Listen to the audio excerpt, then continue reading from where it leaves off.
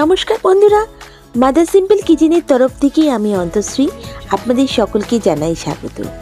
নতুন দিনের নতুন রেসিপি নিয়ে আমি আবার হাজির হয়ে গেছি। আজকে আমাদের রেসিপি চিলি ফিশ। হ্যাঁ বন্ধুরা, একদম রেস্টুরেন্ট স্টাইলের চিলি ফিশ কী করে অনায়াসে বাড়িতে আপনারা বানিয়ে নেবেন, আজকে সেটাই আমি আপনাদের সঙ্গে শেয়ার করব। চলুন দেখে নেওয়া যাক কী করে বানাচ্ছি আমি এই চিলি ফিশ। এর জন্য দরকার আমার ফিশ। এখানে আমি ভেটকি মাছের কিউব নিয়েছি 300 গ্রাম, দুটো পেঁয়াজের আমি কেটে নিয়েছি কিউব মতন করে, লঙ্কা কুচি নিয়েছি, রসুন কুচি নিয়েছি 10 থেকে 12টার মতন কুচিয়ে নিয়েছি, আর আমি ক্যাপসিকাম নিয়েছি একটা। এখানে আমি চিলি ফিশ করার জন্য মাছের মধ্যে আমি এখানে 2 চামচ ময়দা দিচ্ছি আর 2 টেবিল স্পুন আমি কর্নফ্লাওয়ার দিচ্ছি। আর যেটা অ্যাড করবো সেটা হচ্ছে আদা রসুন বাটা।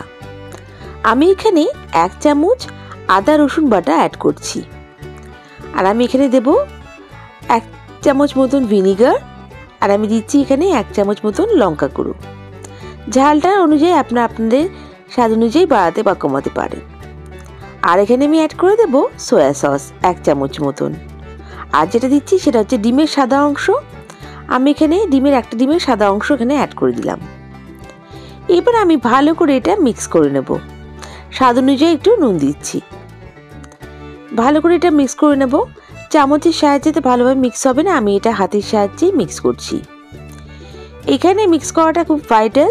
ভালো করে আমাকে মিক্স করতে হবে, আর খেয়াল রাখতে হবে যেন কোনো লাম্পস না থেকে যায়। ময়দা বা কর্নফ্লাওয়ারের লাম্পসগুলো থেকে গেলে মাছটা ভাজার সময় ভালো হবে না।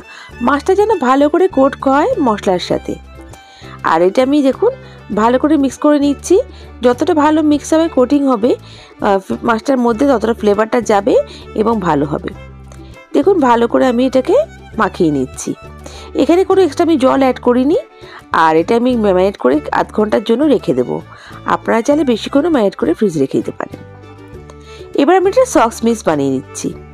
এই সস বানানোর জন্য আমি এখানে অ্যাড করছি 2 টেবিল স্পুন সয়া সস, আর আমি এখানে অ্যাড করব 2 টেবিল স্পুন মতন চিলি সস, আর আমি এখানে দিচ্ছি 2 টেবিল স্পুন টমেটো কেচাপ বা টমেটো সস। আর যেটা দেবো সেটা হচ্ছে ভিনিগার। এখানে আমি 1 চামচ মতন ভিনিগার অ্যাড করব। এই সসটা বানিয়ে নিলে টেস্টটা খুবই ভালো হয়, আর একদম রেস্টুরেন্টের মতন আপনারা স্বাদটা পেয়ে যাবেন চিলি ফিশে। দেখুন আমি এখানে 1 চামচ ভিনিগারটাও অ্যাড করে দিচ্ছি। সস মিক্সটা আমার একদম রেডি। এটা আমি রান্নায় পরে ব্যবহার করব। আর এটাকে ভালো করে কিন্তু মিক্স করে নিতে হবে। দেখছেন কত ভালো করে আমি মিক্স করে নিচ্ছি। আর একদম এটা ভালোভাবে মিক্স করে নিলে আর টেস্টটাও কিন্তু ভালো আসবে। দেখুন আমার সস মিক্সটা একদম রেডি। এটা আমি রেখে দিচ্ছি। এবার আমি কড়াই নিয়ে নিচ্ছি। কড়াইতে আমি সানফ্লাওয়ার অয়েল অ্যাড করছি, সাদা তেল এখানে অ্যাড করে দিলাম। আর আমি এখানে মাছগুলোকে ভেজে নেব। যখন তেলটা একটু গরম হবে, হালকা গরম করে আমি মাছগুলোকে ভেজে নিচ্ছি। মাছ ভাজার সময় তেলের ফ্লেমটা আমাকে লো টু মিডিয়ামে রাখতে হবে, না হলে মাছের বাইরেটা পুড়ে যাবে আর ভেতরটা কাঁচা কাঁচা থেকে যাবে। যদিও ভেটকি মাছ খুব সফট মাছ, এটা বেশিক্ষণ খুব ভাজলে লাগবে না। আমি এটাকে জাস্ট দেখুন আমি মাছগুলো সব দিয়ে দিচ্ছি। দিয়ে আমি কিন্তু এপিট এপিট করে ভালো করে একটু হালকা লাল লাল করে ভেজে নেব। দেখুন আমার সব মাছগুলো দেওয়া হয়ে গেছে। এবার আমি মাছগুলোকে উল্টে পাল্টে নিচ্ছি। খুব বেশিক্ষণ ভাজার দরকার নেই, তাহলে মাছটা কিন্তু স্টিফ হয়ে যাবে। দেখুন আমি এটাকে ভালো করে একটু উল্টে পাল্টে নিচ্ছি। সব মাছগুলোকে আমি একইভাবে উল্টে পাল্টে নেব।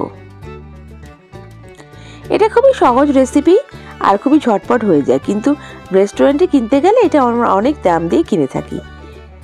দেখুন এটা আমার ভাজা হয়ে গেছে, আমি এটাকে তুলে রেখে দিচ্ছি। সব মাছগুলিকে আমি তুলে নিচ্ছি। এরপর আমি গ্রেভিটা প্রিপারেশনের জন্য চলে যাচ্ছি।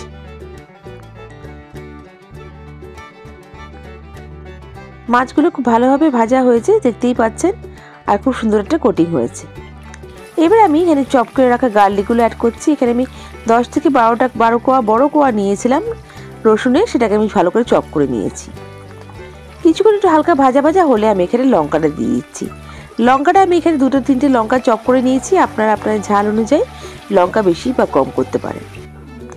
এবারে আমি এখানে অ্যাড করে দেবো আমার কেটে রাখা ডাইস করে কেটে রাখা পেঁয়াজগুলো একদম ডাইস করে কেটে আমি পাতলা পাতলা করে ছাড়িয়ে নিয়েছি।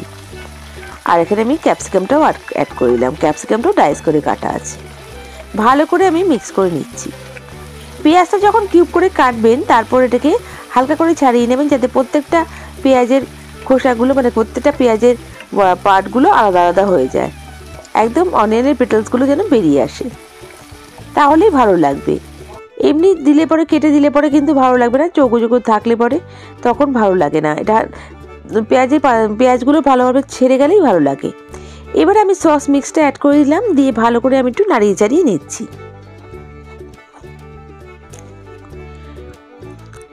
ক্যাপসিকামটা খুব বেশি তেলের সঙ্গে ফ্রাই করবেন না, যাতে একটু ক্রাঞ্চি ভাব থাকে, তাহলে কিন্তু ভালো লাগে। এবার আমি এখানে অ্যাড করে দেবো 1 চামচ চিনি।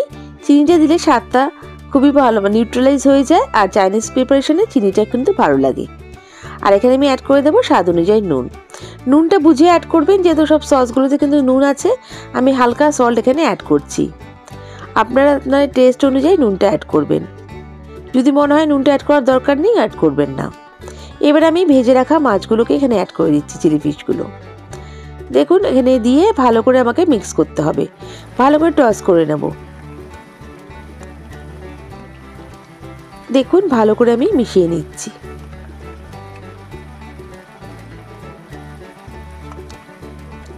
এরপরে এখানে আমি একটা কর্নফ্লাওয়ারের স্লারি বানিয়ে নেব।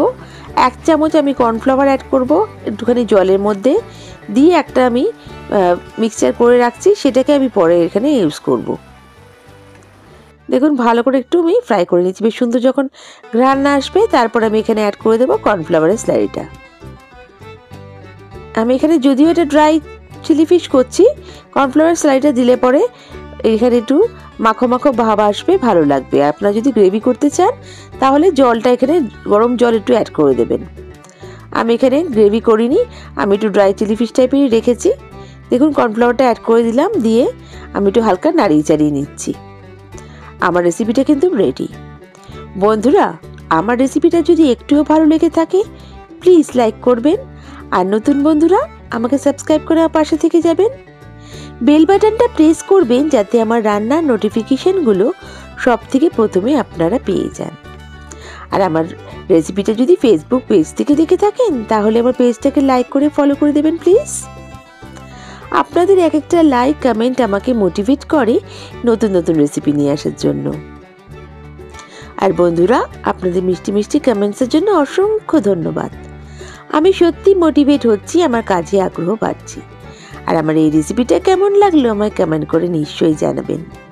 নেক্সট রেসিপি নিয়ে আমি আবার হাজির হয়ে যাব। সবাই ভালো থাকবেন, সুস্থ থাকবেন। Bye, thank you.